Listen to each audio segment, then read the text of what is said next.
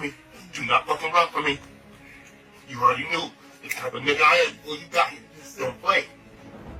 Relax. You know, in life, there is always someone who goes beyond the limits. There's always someone who smiles at you one day and the next tries to take away everything you built. I don't tolerate this. I never tolerated it.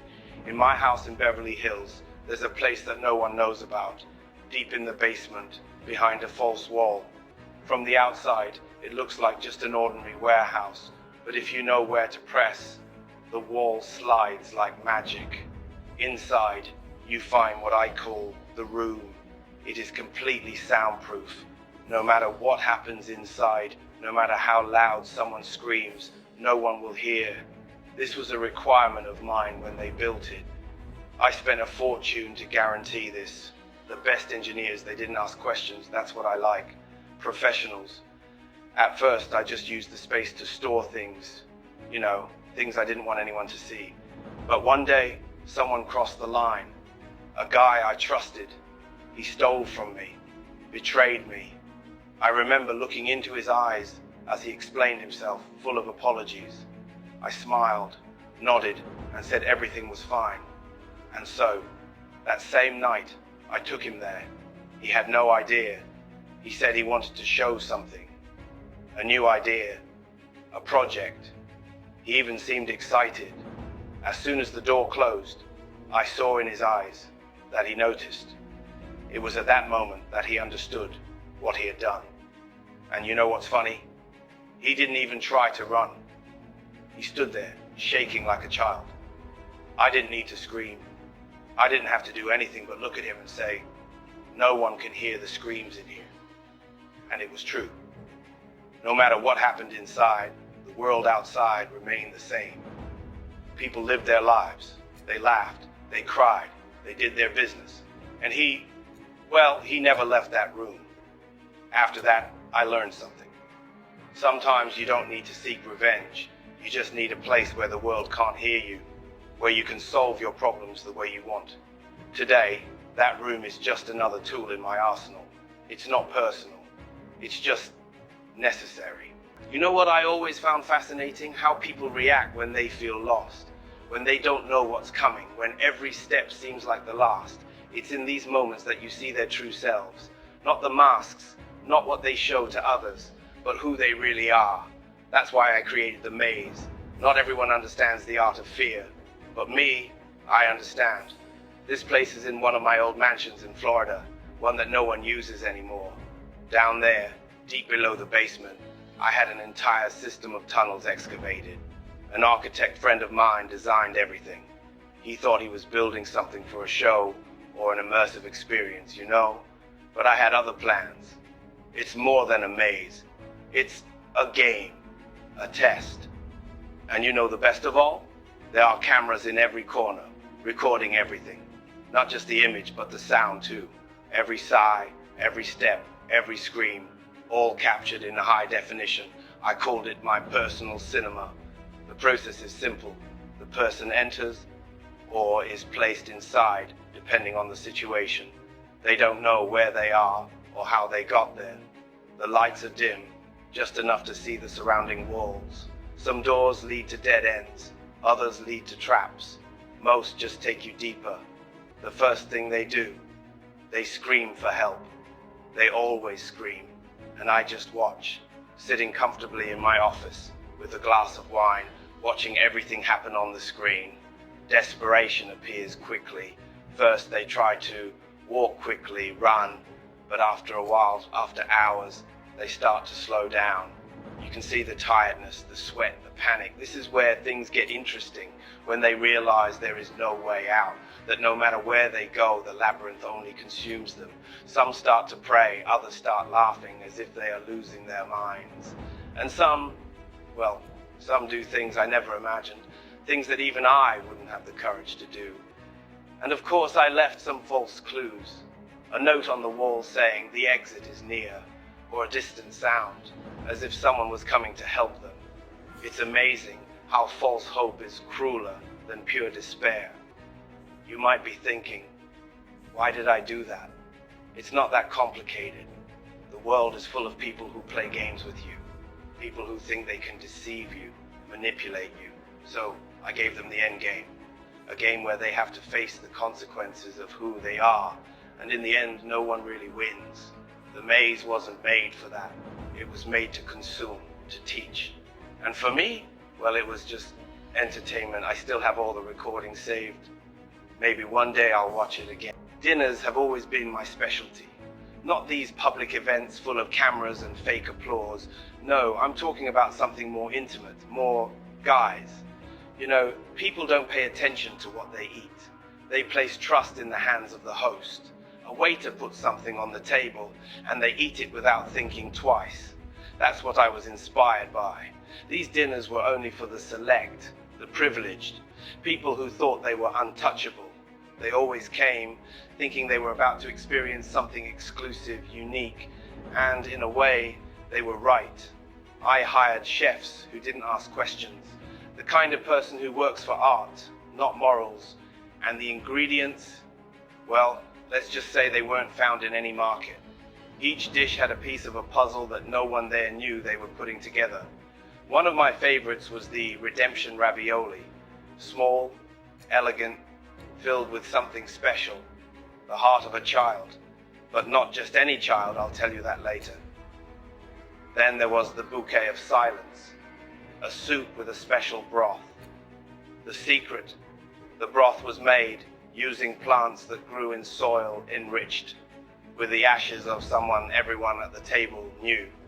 Nobody knew, of course, but I knew. And watching them savor each spoonful, laughing, toasting, celebrating, that was my true feast. Do you know what was most fascinating? How each dish seemed to affect them. I watched closely. Some laughed louder, as if they were trying to drown out something inside themselves. Others became more silent, as if an invisible weight was beginning to crush them. And then there were those who simply cried, tears flowing for no apparent reason. They never understood why. But the best of all was the dessert, the final connection. A small cake, delicately decorated, but with a very special ingredient. Small fragments of an object, something that had belonged to them or someone they had harmed in the past. A piece of a ring, a strand of hair, anything with a story. After dinner, reactions were mixed. Nightmares, existential crises. One or two even disappeared from society altogether. I never bothered to know why. It wasn't about them. It was about what I could do, about control. These dinners, they weren't just meals, they were rituals, a way to give them back the shadows they tried to hide. But me, I just watched with a glass of wine in my hand, toasting what they would never realize. Do you know what happens when you turn off all the lights? When the world around you disappears and all that's left is the sound of your own breathing. In the dark, there are no statuses, no faces, no names. In the dark, we are all equal. That's what made me create the dark room. I wanted a place where I could be in absolute control, but without the distractions of the world. A space where the only thing that mattered was what I decided would happen. And the baby oil, well, the oil had its purpose. People don't understand the power of touch. When you turn off all the lights, touch becomes everything. Sliding, slipping, making it impossible to hold, running away, fighting. The oil was perfect for this. An invisible layer, but present everywhere. It left no fingerprints or traces that could be traced. A clean, smooth surface, as if nothing had ever happened there. I remember the first time I used it. Everything was ready. The room was so dark that even I couldn't see my own hand in front of my face. Just the sound, their heartbeats, and the smell. The smell of fear is unmistakable. I walked around, letting the silence speak louder than any words. In the dark, their minds did the work for me. Every step I took, they listened. Every movement, every breath, everything was amplified.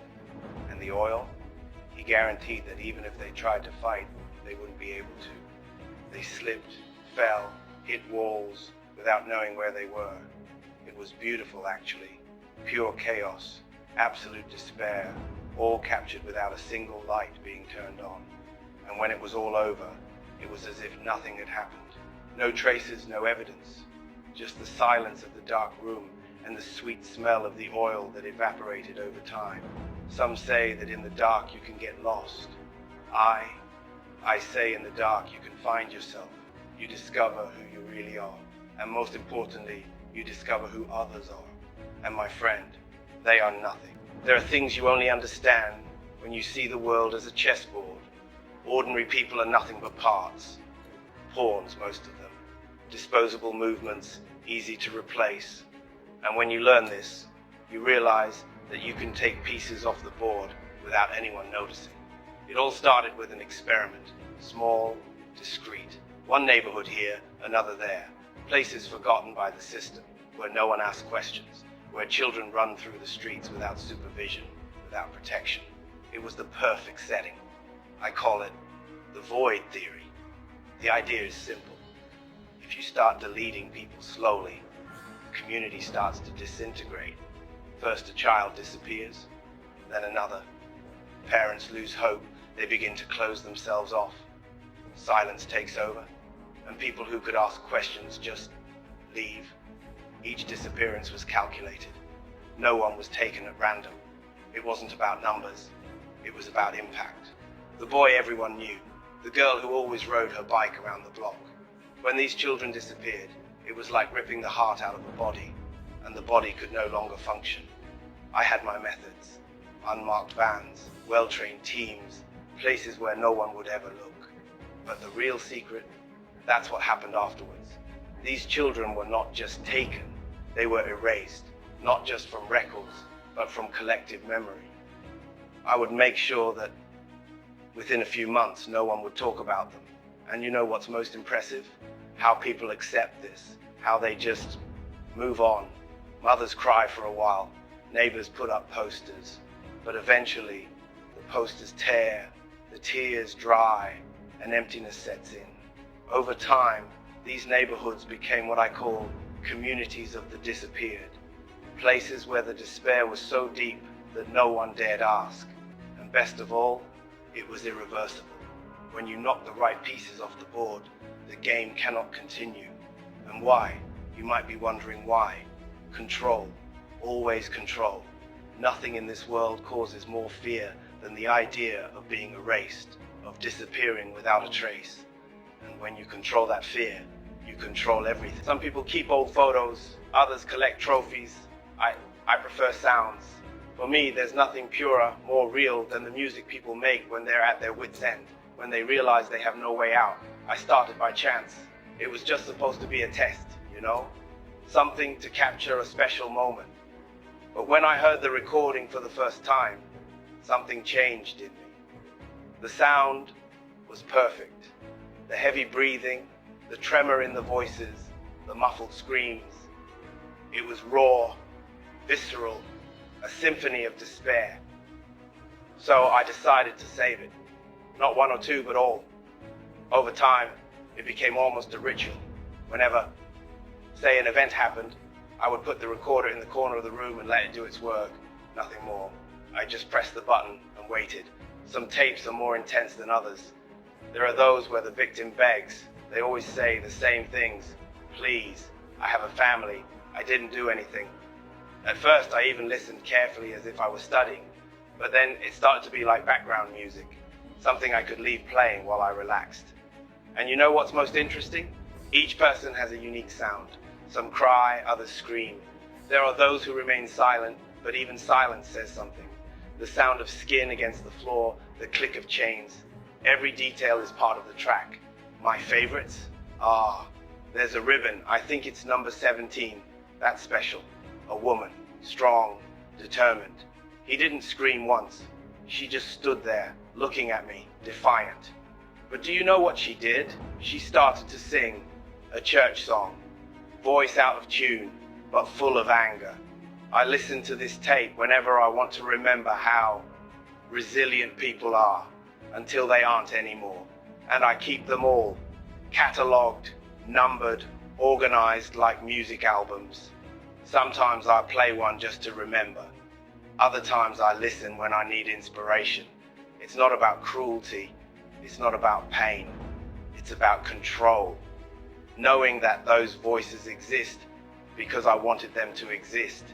That song was only created because I pressed the record button. I have always been fascinated by the desert. So vast, so empty. There's nowhere to run.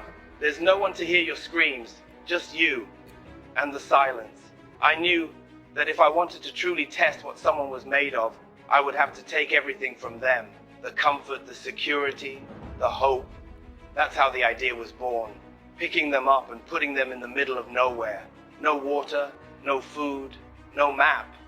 Just a small radio, one of those battery-operated ones, and a voice. My voice. It was simple. The rules were clear. The radio would come on at intervals, and I would give instructions. Sometimes it was a hint in the right direction. Other times, I would say things to test their minds. You're close. You're walking in circles. You hear me, don't you? Some fell apart quickly. The heat did that to them. They begged for my help, cried on the radio, but I just watched. There was always someone nearby, far enough away to not interfere, but close enough to record. Because I needed to see how everyone dealt with it. The desert has a funny way of breaking you down. First, it makes you feel small. Afterwards, he makes you feel worthless. But the part I liked most was what came after. When they started hearing things I didn't say. When they started talking to the radio, as if I were a friend, a savior, as if I were God. I remember a guy, big, strong, confident. He started laughing, thinking it was a joke. But after a few hours, he was kneeling in the sand, holding the radio as if it were the most important thing in the world. He kept saying, "Please tell me where to go. Please just tell me." The stronger ones always lasted longer, but no one came back the same. When they finally left, when I decided they had survived, there was something different about them. The eyes, always the eyes. They saw the world differently, not as a safe place, but as an eternal desert. And you know what's funny? I never needed to force anyone. All I did was put the radio in their hands and watch. They did the rest. Because in the end, the desert doesn't need me to break people. He was already born for this. I just sped up the process. In the last 24 hours, shocking evidence has surfaced that could finally bring down one of the most powerful figures in the music industry. The FBI has leaked multiple audio recordings where Diddy unknowingly confesses to crimes so disturbing that even seasoned investigators are left horrified. Special Agent John R. Whitaker, a 15-year FBI veteran, called Diddy's actions beyond anything I've ever encountered. Not even the worst serial killers match this level of evil. Thanks to an anonymous tip, the FBI began tapping Diddy's phone months ago. At first, the recording seemed normal. Business deals, extravagant parties, inflated egos. But one night, everything changed. A single call accidentally captured a confession that would expose the darkest secrets of the rap mogul. When I first heard it, my skin froze. It wasn't just what he said, it was how he said it. No emotion, no remorse. Just a man casually discussing something that he saw as normal. But what he called a necessary tool, I could only describe as a chamber of horrors. And knowing this place could still exist, that's what kept me up at night. I thought I had heard it all. But this was beyond human understanding. Diddy didn't just create a private hell, he fed off it, turned suffering into entertainment. And the worst part? He never even tried to hide how much he enjoyed it. This wasn't just crime, it was refined perversity masquerading as power. He manipulated people, made them unwilling accomplices. Every word in the recording showed that, to him, control wasn't just power, it was pleasure. And then came the most chilling part. Now I know who you are. And most importantly, I know where you are. It wasn't just paranoia. He knew. He always knew. These audios weren't just confessions. They were traps. Could I have been caught too? Where does this end? Diddy may be one of the most powerful manipulators in history, but the truth is finally coming to light. Leave your thoughts in the comments and subscribe for more updates.